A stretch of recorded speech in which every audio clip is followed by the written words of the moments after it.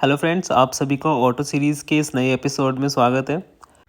ये वीडियो काफ़ी इन्फॉर्मेटिव होने वाली है। जो लोग ऑटो इंडस्ट्री को फॉलो करते हैं और जानना चाहते हैं इंडस्ट्री इंडिया किस तरीके से ग्रो कर रहा है, ऑटो सेक्टर इंडिया का किस तरीके से ग्रो कर रहा है। इसमें हम उन्हीं सब चीज़ों के बारे में जानेंगे। जैसे कि आप सब लोग न्यूज़ में ऑलरेडी देख चुके होंगे कि India becomes third largest auto manufacturer in the world and 6 जनवरी को पीयूष गोयल साहब जी ने भी खुद भी ट्वीट करके इसके बारे में अनाउंस किया था, जिसमें उन्होंने एक न्यूज़ आर्टिकल को मेंशन किया है जिसमें लिखा है कि India tops Japan and becomes third largest automaker. ये काफ़ी पॉजिटिव न्यूज़ है। अगर इंडियन इकोनॉमी के पर्सपेक्टिव से देखें, इंडिया के ऑटो सेक्टर के पर्सपेक्टिव से देखें, या फिर एक नॉर्मल अगर हम एम्प्लॉयमेंट के पर्सपेक्टिव से देखें तो उसके लिए भी। करेंटली इंडियन ऑटो इंडस्ट्री के बारे में अगर हम देखते हैं तो अभी 91 बिलियन डॉलर की इसकी पूरी नेटवर्थ है, जो कि 8% कंट्रीब्यूट करती है इंडिया के टोटल एक्सपोर्ट्स में। वहीं पे 2.3% तक इंडिया की जीडीपी में भी कंट्रीब्यूट करती है ये। एंड अभी recently union road transport and highway minister mister Nitin Gadkari ji ने भी इन्फॉर्म किया है कि वो एम करते हैं कि ये जो साइज़ है 91 बिलियन डॉलर का, ये अगले 2 सालों के अंदर 2024 तक 180 बिलियन डॉलर, मतलब ऑलमोस्ट डबल हो जाएगा ये साइज़। वो इसका एम करके चल रहे हैं। एज आई सेड कि इंडिया के जो टोटल एक्सपोर्ट्स है 2022 के, जो 670 बिलियन डॉलर तक जाने वाले हैं या गए हैं। इसमें ऑलमोस्ट 8% का कंट्रीब्यूशन इन एक्सपोर्ट्स में ऑटो इंडस्ट्री का है। एंड ऑटो इंडस्ट्री वो इंडस्ट्री है जो कि डायरेक्टली एंड इनडायरेक्ट डायरेक्टली काफ़ी सारी अदर इंडस्ट्रीज़ को भी बहुत ज़्यादा बूस्ट करती है एंड हेल्प करती है। फॉर एग्जांपल, अगर कोई कार मैन्युफैक्चरर है तो उसको कार बनाने के लिए काफ़ी सारे raw materials and other goods उनको चाहिए होते हैं। फॉर एग्जांपल, उनको स्टील चाहिए, आयरन चाहिए, तो स्टील इंडस्ट्री को अलग से कंट्रीब्यूशन जाता है। एंड टायर मैन्युफैक्चरर्स हो गया, प्लास्टिक को यूज़ होती है, उसमें अदर कंपोनेंट्स यूज़ होते हैं। बहुत सारी इंडस्ट्री को ये एक अकेला सेक्टर बूस्ट देता है। अगर ये अकेला सेक्टर बूस्ट आगे मतलब इस तरीके से बढ़ेगा तो अदर इंडस्ट्रीज़ को भी काफ़ी ज़्यादा फ़ायदा होगा। वहीं अगर ग्लोबली देखते हैं तो 3.8 ट्रिलियन डॉलर की पूरी ऑटो इंडस्ट्री की मार्केट है। एंड वर्ल्ड जीडीपी में ये 3% का कंट्रीब्यूशन करती है। वहीं पे अगर अदर टॉप कंट्रीज़ को देखते हैं तो फर्स्ट नंबर पे चाइना आता है। चाइना ईयरली अपनी कंट्री के अंदर 2.5 करोड़ गाड़ियाँ बना के सेल करता है। एंड सेकेंड नंबर पे यूएसए आता है, जहाँ पे वो 1.5 करोड़ के आसपास, मतलब 1,40,00,000 कार्स हर साल बना के बेच रहे हैं। बट अगर हम ग्रोथ वाइज देखते हैं तो चाइना 3.6% के रेट से ग्रो कर रहा है अपनी जहाँ उसकी जो इन ऑटो इंडस्ट्री है। वहीं पे यूएस की डिक्लाइन कर रही है, इंडिया की 23% से ग्रो हो रही है। एंड जापान जो इंडिया को अब इंडिया से पीछे हो चुका है इस सेक्टर में, वहाँ पे भी डिक्लाइन है। काफ़ी सारे रीजंस है। जापान की इंडस्ट्री, बहुत सारी इंडस्ट्री जो आज की डेट में नीचे जाती जा रही हैं। रीजंस काफ़ी सारे हैं, पॉपुलेशन कम है, लोग वहाँ पे शादियाँ नहीं करते, और भी बहुत बहुत सारे रीजंस हैं। हम थर्ड नंबर पे तो आ गए हैं, बट अगर नंबर्स देखें तो अभी भी हम कुछ बहुत ज़्यादा अच्छा नहीं कर रहे हैं, क्योंकि अगर चाइना और हम यूएसए से कंपेयर करते हैं तो इंडिया खाली बस 40-42 लाख के आसपास गाड़ियाँ बेच रहा है अभी भी ईयरली। वहीं पे अगर पर हाउस होल्ड भी देख लेते हैं तो इंडिया में टोटल पॉपुलेशन का सिर्फ 7.5 से लेके 8.5% तक ही लोग गाड़ियाँ ओन करते हैं इंडिया में। मार्केट अभी काफ़ी ज़्यादा ग्रो हो सकती है, बहुत बड़ा प्लेग्राउंड है। एंड जितना ये बड़ा होगा, जितनी इंडस्ट्री बढ़ेगी, उससे फ़ायदा ये होगा कि हमें नए नए और कॉम्पिटिटर्स मार्केट में आते देखने को मिलेंगे। जैसे काफ़ी सारी अभी कंपनीज़ हैं, ऑटो मेकर्स हैं, जो अभी इंडिया में एंट्री नहीं करती हैं। रीज़न देख के कि मार्केट छोटी है, अभी उस तरीके से लोग मेच्योर नहीं हुए हैं। जैसे पहले सिर्फ मारुति ही इंडस्ट्री को लीड करता था, बट अभी जैसे मार्केट मेच्योर हो रही है तो लोग सेफ्टी की तरफ जा रहे हैं, लोग टाटा को पसंद कर रहे हैं, लोग महंगी गाड़ियाँ लेना स्टार्ट कर चुके हैं, और भी मतलब काफ़ी सेफ्टी ओरिएंटेड, फीचर ओरिएंटेड लोग होते जा रहे हैं। मार्केट काफ़ी मैच्योर हो रही है, जिससे कि हम अब देख सकते हैं जो ऑटो एक्सपो होगा 2023 का, इसमें काफ़ी सारी नई कंपनीज आपको एंटर होते हुए देखने को मिलेंगी इंडिया में। जैसे फिलहाल हाल ही में BYD इंडिया आया है, सिर्फ अभी 2 ही प्रोडक्ट हैं इंडिया में, बट उनके पास काफ़ी बड़ा लाइनअप है जिसको वो आगे लॉन्च करेंगे। देखने को मिल सकता है कि 2023 के जो ये ऑटो एक्सपो होगा इसमें वो अपना लाइनअप दिखाएं। थोड़ा सा और अच्छे से समझने के लिए इंडियन ऑटो इंडस्ट्री को, कार इंडस्ट्री को, थोड़ा सा पीछे चल के देख लेते हैं कि कहाँ से, किस तरीके से इंडिया में ये इंडस्ट्री स्टार्ट हुई, क्या रहा, कौन सी वो कंपनीज है जिन्होंने बहुत ज़्यादा कंट्रीब्यूट करा। तो 1897 वो ईयर था जिसके अंदर फर्स्ट कार इंडिया के रोडों पे आई थी। लगभग 1897 से लेके 1942 तक सिर्फ इंपोर्ट ही होके इंडिया कार्स आती थी उस टाइम पे। मेजरली जो ब्रिटिश गवर्नमेंट थी तो उन्हीं के लोग उन कार्स को मंगाते थे, या उस टाइम पे जो राजा थे वहाँ वो बाहर से कार्स मंगाते थे। 1942 वाज द ईयर जिसके अंदर पहली इंडियन मैन्युफैक्चरर ऑटो मतलब कार मैन्युफैक्चरर कंपनी बनी इंडिया में, जिसका नाम हिंदुस्तान मोटर्स था। एंड यस, यही वो कार मेकर है जिसने फेमस कार एम्बेसडर बनाई, और 2014 तक वो कार चल रही थी आई गेस, जहाँ तक मुझे याद है। एंड उसके बाद वो डिसकंटिन्यू हो गई थी। बट बहुत ज़्यादा मतलब इंडियन ऑटो इंडस्ट्री में बहुत ज़्यादा बूस्ट किया था, बहुत ज़्यादा इन्होंने एम्बेसडर बनाई थी, मतलब काफ़ी फेमस भी हुई थी। इवन एम्बेसडर जो थी इनकी, उनको बीबीसी से वर्ल्ड की मतलब बेस्ट टैक्सी का अवार्ड भी मिल चुका है।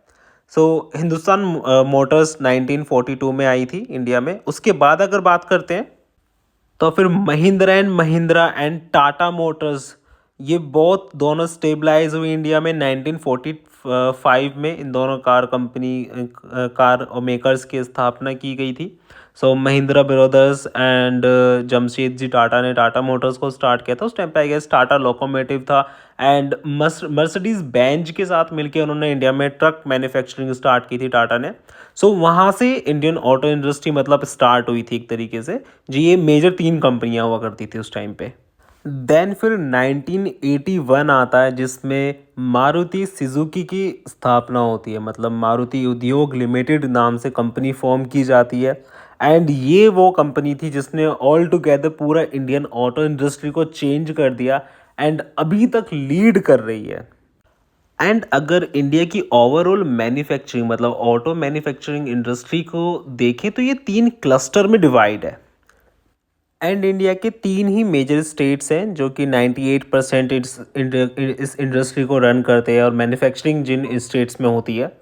पहला जो स्टेट है वो हरियाणा आता है, जिसके गुड़गांव और मानेसर शहर में इन गाड़ियों की मैन्युफैक्चरिंग होती है, जो 30% जिसके पास मार्केट शेयर है। जहाँ पे अगर बात करते हैं तो मेजरली मतलब मारुति सुजुकी ही वहाँ पर अपनी कार्स बनाता है। एंड उसके अलावा अगर देखें तो मुंबई एंड पुणे जो कि महाराष्ट्र में, तो महाराष्ट्र जो स्टेट है उसके पास 33% का मार्केट शेयर है। जहाँ पे अगर ऑटो मेकर्स की बात करें तो वॉक्सवैगन हो गया, Skoda, Audi and other Mahindra, Land Rover Jaguar and Force Motor. इन सब की मैन्युफैक्चरिंग यूनिट्स महाराष्ट्र में है। एंड इन सब के बाद चलते हैं जो बहुत सबसे बड़ा प्लेयर है इस मार्केट में, चेन्नई, जहाँ के जिसके अंदर 35% तक मतलब 35% इंडियन जितने भी कार मेकर्स कंपनी है, वहाँ पे मैन्युफैक्चरिंग होती है, मतलब मार्केट शेयर 35% है चेन्नई का। जहाँ पे आपको सभी मेजर बड़ी कंपनीज देखने को मिलते हैं, चाहे वो ह्युंडई हो गया, रेनॉल्ट हो गया, मित्सुबिशी हो गया, Nissan, BMW, Hindustan motors and Citroen, Datsun, Ford तो चलो चला गया इंडिया से। इन तीनों स्टेट्स के अलावा गुजरात भी एक इमर्जिंग क्लस्टर है इनके साथ, जिसके पास अभी 1 से 2% का मार्केट शेयर है, जहाँ पे MG मोटर्स हो गया, Citroen and Maruti Suzuki and Tata motors, इनके प्लांट्स है गुजरात में। फाइनली अब देख लेते हैं कि इंडिया ने ऐसा क्या किया है कि जिसकी वजह से इंडियन ऑटो मेकर्स मतलब Indian auto industry 3rd position पे आ चुकी है। उसका रीज़न है कि इंडिया ने 2022 के अंदर 42,50,000 यूनिट्स सेल की हैं। ये इंडिया की हिस्ट्री का सबसे बड़ा नंबर है। एंड काफ़ी ईयर ऑन ईयर की ग्रोथ की बात करें तो 23% से ग्रो किया है ये, जिसकी वजह से इंडिया ने जापान को सरपास करते हुए वर्ल्ड में 3rd पोजीशन बना ली है। अगर मेजर कंट्रीब्यूटर देखें इस नंबर को अचीव करने में, तो वहाँ पे Maruti Suzuki, Hyundai, Tata Motors, Mahindra and Mahindra, Kia, Toyota and Honda, Renault, Skoda, MG, Volkswagen. ये वो कार मेजर कंपनीज हैं। ये वो मेजर कंपनीज जो 90% के अराउंड इन्हीं कंपनीज ने कार सोल्व की इंडिया के अंदर, जिस इस नंबर को अचीव करने में हेल्प की है। एंड ऑल्सो टोयोटा ने 1,60,000 प्लस यूनिट्स 2022 में सोल्ड किए हैं एंड ये इनकी डेकेड की पूरे डेकेड मतलब 10 सालों की सबसे हाईएस्ट सेलिंग ईयर रहा है इनका ये। सो ये चार्ट है जिसके अंदर आप देख सकते हो कि मारुति सुजुकी ने कितनी कार बेची हैं या फिर hyundai ने कितना बेचा है एंड क्या मार्केट शेयर है इनका इन नंबर्स के हिसाब से। सो ये डेटा हमने निकाला है, आप इसको देख सकते हैं एंड कंपेयर कर सकते हैं एंड अपनी नॉलेज के लिए इसका स्क्रीनशॉट भी लेके रख सकते हैं।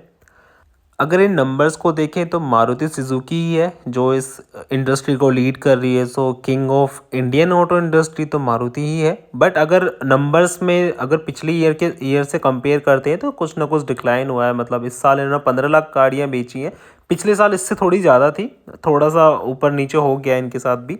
यहीं पर सिर्फ नॉर्मल कार्स नहीं, लग्जरीज कार मेकर्स जो है जैसे कि BMW एंड मर्सिडीज, इन्होंने भी अपनी record highest ever sale achieve किए 2022 के अंदर, जिसमें मर्सिडीज बेंज ने 41% की ईयर ऑन ईयर ग्रोथ के साथ 15,000 यूनिट सोल्ड की थी एंड BMW ने 37% की ईयर ऑन ईयर ग्रोथ के साथ 11,000 यूनिट सोल्ड किए 2022 के अंदर।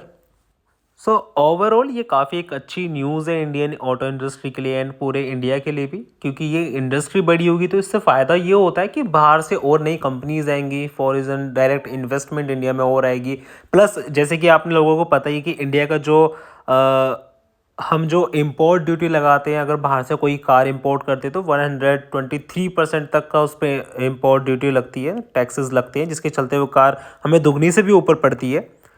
तो जो गाड़ियाँ हमें इंपोर्ट करनी पड़ जाती हैं, सो अगर मार्केट हमारी इस तरीके से ग्रो होगी तो जो अभी तक हम जिन गाड़ियों को इंपोर्ट कर रहे हैं तो कुछ टाइम बाद वो गाड़ियाँ इंडिया में ही मैन्युफैक्चरिंग होनी स्टार्ट हो जाएगी उनकी, क्योंकि वो उनको ज़्यादा ईजियर वे लगेगा, क्योंकि यहाँ पे उनको थोड़ा सा मतलब कॉस्ट इफेक्टिव पड़ जाएंगी वो गाड़ियाँ फिर उनको एक्सपोर्ट करने में हेल्प होगी दूसरे मतलब साउथर्न एशिया में एंड बाकी एशियन कंट्रीज़ में।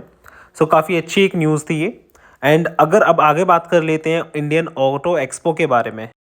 सो इंडिया में अगेन 2 साल के बाद ऑटो एक्सपो होने जा रहा है, जो कि 13 जनवरी से लेकर 18 जनवरी तक चलेगा। India expo mart greater Noida में उत्तर प्रदेश के अंदर, जहां पे आप मतलब नई नई गाड़ियां जो इंडियन जितने भी ऑटो मेकर्स हैं ये अपनी नई आने वाली गाड़ियां लॉन्च करेंगे। नई जो कंपनीज इंडिया में एंटर कर रही हैं वो अपनी गाड़ियाँ लाइनअप अपना लॉन्च करेंगी, प्लस नई नए फीचर्स के साथ नई नई जो अपडेट्स आएंगी कार्स की वो भी यहाँ पे लॉन्च होंगी। एंड नई जो टेक्नोलॉजी इस फील्ड में है, चाहे वो इलेक्ट्रिक कार से रिलेटेड हो गई, चाहे वो इलेक्ट्रिक मोटर से हो गई, चाहे वो कोई भी एक नई टेक्नोलॉजी हो गई, चाहे वो चार्जिंग स्टेशन से रिलेटेड होगी, वो सब इस ऑटो एक्सपो में मतलब आएंगी वो सभी चीज़ें। तो जो कंपोनेंट्स का जो ऑटो एक्सपो होगा वो 12 जनवरी से 15 जनवरी तक है, जो कि प्रगति मैदान दिल्ली में लगेगा। एंड जो ऑटो एक्सपो होगा वो 13 से 18 जनवरी तक greater Noida Indian expo mart में लगेगा। एंड इस साल जितने मतलब न्यूज़ आर्टिकल्स में दिया जा रहा है तो काफ़ी सारी नई कार्स आपको देखने को मिलेंगी, प्लस टोयोटा की लैंड क्रूज़र जो 300 अभी रिसेंटली बाहर लॉन्च हो चुकी थी पर इंडिया में नहीं आई थी, तो हो सकता है 2023 के ऑटो एक्सपो में हमें ये भी देखने को मिले। प्लस BYD का जो आगे का लाइनअप आने वाला है वो भी यहाँ पे देखने को मिलेगा। इन सब के अलावा और भी तमाम गाड़ियाँ एंड बाइक की जो कंपनीज है यहाँ पे अपनी नई नई लाइनअप्स यहाँ पे दिखाएंगे। प्लस BMW 7 सीरीज़ जो नई वाली लॉन्च हुई है इसका भी आपको यहाँ पे देखने को मिलेगा एक्सपो में। प्लस आप सभी लोग हमारे चैनल को सब्सक्राइब करके रख सकते हैं, बिकॉज 2023 के ऑटो एक्सपो को हम कम्प्लीटली कवर करेंगे, हर एक लॉन्च को दिखाने की कोशिश करेंगे, हर एक नई कार का जो भी अपडेट होगा उसको दिखाने की कोशिश करेंगे। So thank you for watching this video and also इस वीडियो में आपको अगर कुछ भी इन्फॉर्मेटिव या अच्छा लगता है तो प्लीज़ इसको लाइक करना एंड कमेंट करके ज़रूर बताएं कि कौन सा पार्ट आपको अच्छा लगा, क्या आपने नया सीखा इस वीडियो से। सो ये काफ़ी इन्फॉर्मेटिव थी and thank you for watching.